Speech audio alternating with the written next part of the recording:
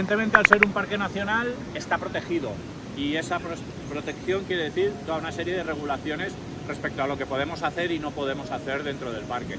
Por ejemplo, todo el tipo de actividades deportivas está seriamente limitado, sobre todo en protección del agua. Los ríos y los lagos de montaña son un ecosistema súper frágil, entonces cualquier actividad, desde el baño a descenso de barrancos, kayak, lo que sea, está absolutamente prohibido.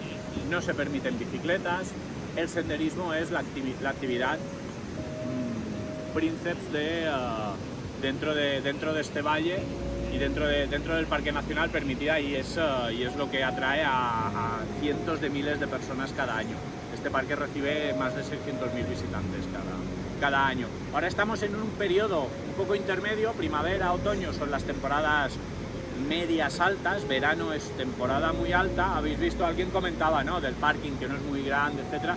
También tiene un propósito, que es el de limitar el número de gente, la afluencia de gente cada día.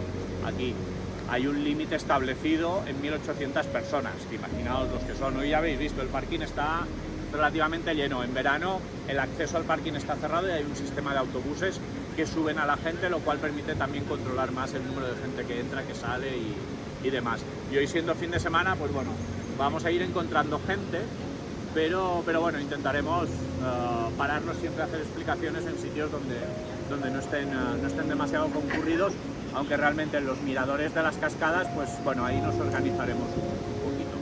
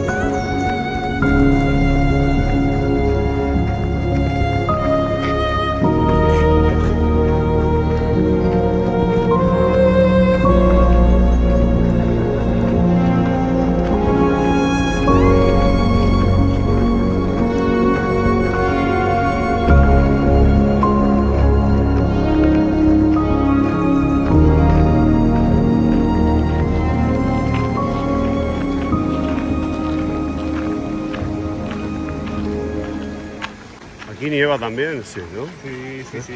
Que yo cuando estuvimos me impresionó que nos decían que allí nevaba poco, en donde estuvimos ayer. Ah, claro, en Alquézar. Sí. Sí, pero Alquézar está mucho más bajo. Aquí estamos a 1.300 metros de altura.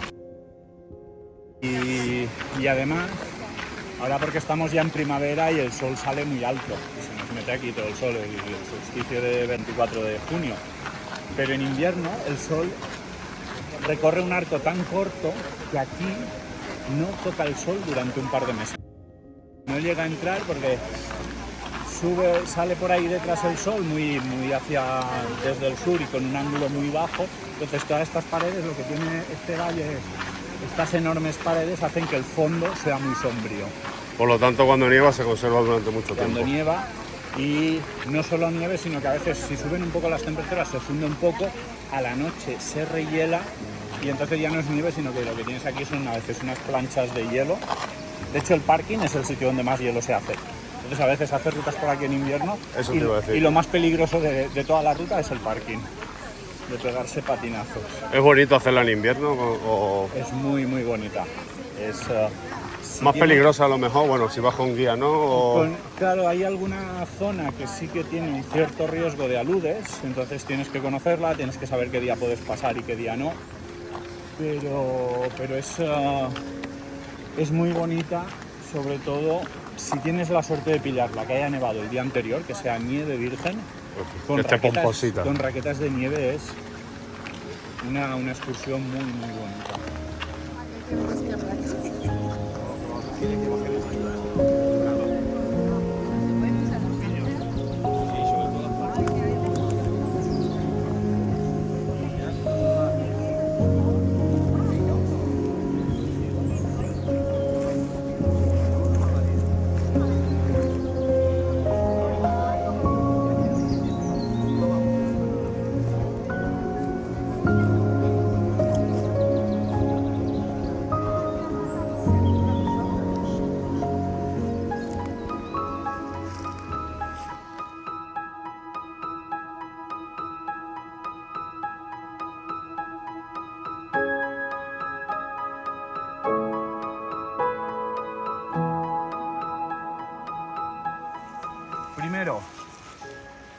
vamos a viajar en el tiempo. Hablamos de tiempo geológico, no es fácil captarlo inicialmente de ser consciente de lo que eso significa. ¿Hay algún geólogo en la sala? Así que no.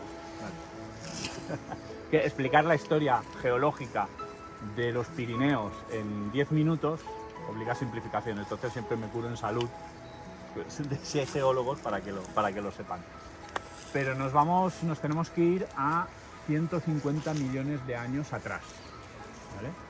Y donde estamos ahora, todo esto era un mar, ¿vale? Esto fue un mar que estuvo aquí desde hace unos 150 millones de años hasta hace 40 millones de años. Son unos marcos temporales para nosotros que a duras penas vivimos 80, 90 años con suerte, es muy difícil de realmente ser conscientes de lo que significa eso, ¿vale? Y a mí me gusta mucho la geología y aún así hay veces que tengo que pararme y decir ¿qué quiere decir? No se llega a captar, ¿vale? Pero para que os hagáis una idea, hay un paralelismo que se hace en un año si dividiésemos la vida de la existencia del planeta, que tiene 4.000